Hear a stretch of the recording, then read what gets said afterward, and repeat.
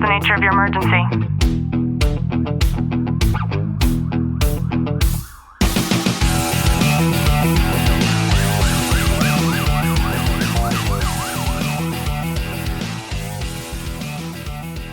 Welcome back to the Tactical Living Podcast. I'm your host, Ashley Wilton, joined by Sergeant Wilton. Glenn, how are you? I'm good. We're going to talk about de-escalation tactics, and this can be from the street to your marriage. And I was watching this video. This gentleman had obviously just seen two other guys abruptly pull over on what looks like a highway, and he's maybe at his house or something. And you see these two big guys, they get out, they go to each other, they're ready to fight, right? And they have a fighting stance, and the guy videoing is very silent. So in my opinion, he wasn't going to say anything. And then all of a sudden, out of the blue, he screams to them, "Kiss him!" And they both turn and look at him, and then they look back at each other, and then they both turn around and walk away and go back to their vehicles and leave. And I was like, that was an awesome element of de-escalation. That's really funny. Like, it's pretty much like, it's funny to think about because, you know, you have that some random person yelling something like that at you. It completely changes your mindset of where you're at. And you're like, what the hell just happened? And it's like they didn't have a choice, right? Because like most men are not going to stand there and wait. Like, is he going to kiss me? Or, you know? And they both felt that way. So they just turned around and left. That's really funny. And I think there are a lot of signs that you're doing a really great job at de-escalation, especially on duty. But some people might be struggling at home. And I think that a lot of the times you have this sort of command presence that can turn into a controlling tone. Yeah, I think it's finding that balance. And, you know, like at work, like I can go into different incidents that I've been out on to where you can have 5 different people there, but one person is able to level-headedly talk to people, and then the others are just stirring the pot. And it's finding that balance between the two. Yeah, and at home, you might be giving directives instead of like you and I, we give invitations to each other all of the time to open up dialect. But for some people, they might still be in that work mode to where it turns more into this sort of command instead. Yeah, you want to be able to have a conversation instead of a dictation. And I think being able to decipher that for yourself is super important. I know a lot of officers in particular who are incredible when it comes to just being alert and picking up on cues. And so when you're working on the streets, you might be reading strangers' body language constantly, but then you might miss your spouse's cues when you're at home. Yeah, I think it's easier when you're working the streets to pick up on those mannerisms, those alerts that, or red flags that are jumping out to you. But when you're at home, when you're not at that sense of awareness, or you're around your spouse regularly to where you may not be picking up on those. I had once read, I don't remember who said it, but they were basically talking about how like your biggest supporters are the ones that hold you back. And what was meant by that statement is that people get so caught up in kind of nurturing you and being okay with what's okay and not pushing you, and things kind of will remain at this neutral territory. And so when you're in an instance in a marriage to where you kind of ignore these cues because they become so normal, right? A lot of times we hear in marriages that people become comfortable. And I think that it's the same essence with this. Yeah, I think if you have someone that's just telling you what you want to hear and supporting you in the instance of being there and just reinforcing what you believe, what you're doing, then how is that ever going to affect any change when you're combated with an outside the box way of thinking that you need to be looking at? This one is really interesting because I put on here that you can stay very calm with aggressors, but then react super fast to any kind of family critique. And, you know, with citizens, when you're involved in an angry dispute with them, let's say, you can't necessarily say what you want, but then in your home, you typically do. And so it's very interesting to just kind of cross-reference how those two situations play out.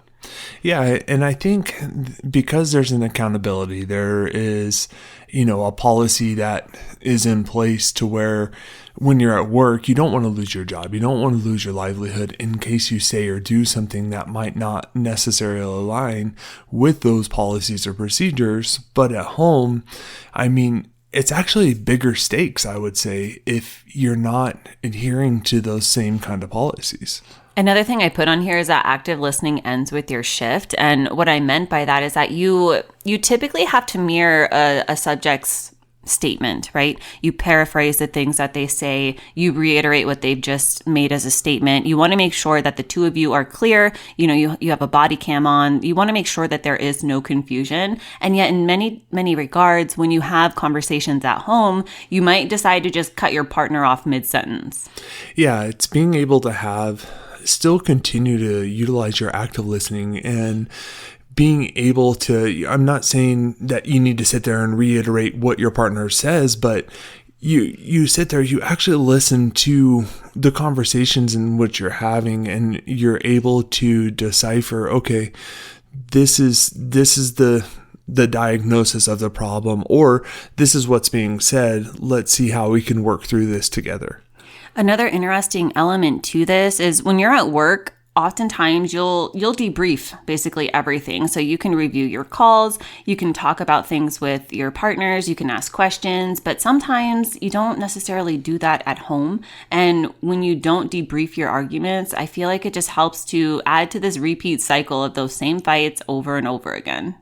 And I think it's important to recognize you don't want to go home and have the same work mentality, but you're going home and utilizing some of the tools on your belt to be able to find that center, that mutual ground amongst yourselves, and talking about the incident, talking about the disagreement, whatever it may be, and having, okay, what caused this? What created this? To where we can look at that from the outside in and not let that happen again. And you have incredible boundaries out in the public. And I think some people, especially if you've been married for a long time, they don't realize that it's actually incredibly respectful to yourself to create those same boundaries within your own home and within your own marriage. You, Clint, have been doing something on repeat that's been incredibly upsetting to me. And I told you I want nothing to do with this anymore. And that was a hard boundary that I put down. And you've tried to manipulate my boundaries, and I've reinforced them. And a lot of people don't think that that's okay.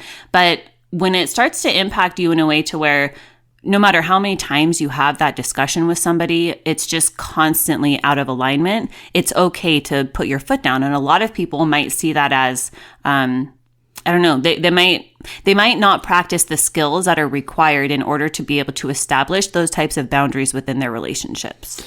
Yeah, and I think it's important to recognize that and support and try. I mean, it's being able to have those boundaries, but being able to support one another with them too, and not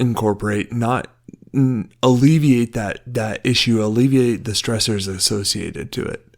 Sometimes too, when you're out there on the streets, you practice a 3-second rule, even if you don't realize that you are. So if somebody's giving you tons of information, then you might pause for a moment in order to be able to take all of that in. And I think it's just as important to be able to do that at home before you respond to anything, especially if you think that it might result in some type of volatile situation.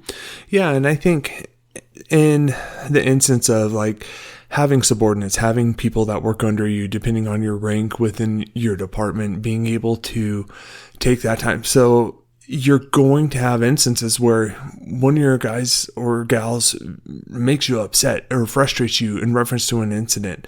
And there are times where you do have to react pretty much directly, but there are times too to where you can give it some time, let your emotions or your frustrations calm down on it, but then go back and address it and have a cool-headed conversation about it. And I think that when you're switching from working on the streets to coming home, it's really important to understand that you also need to switch from directives to open-ended questions. And an example might be something like, okay, here's what we're going to do. person out there in the community to help me understand what you need, person that I share a home with. Yeah, it's being able to have those conversations and ask the right questions, and by using active listening, by having, heartfelt conversations associated to it. I hope you've gotten some value out of today's episode. If you have, do us a favor, drop a review, subscribe down below, and as always, know that I'm sending you a long, tight hug from my home to yours.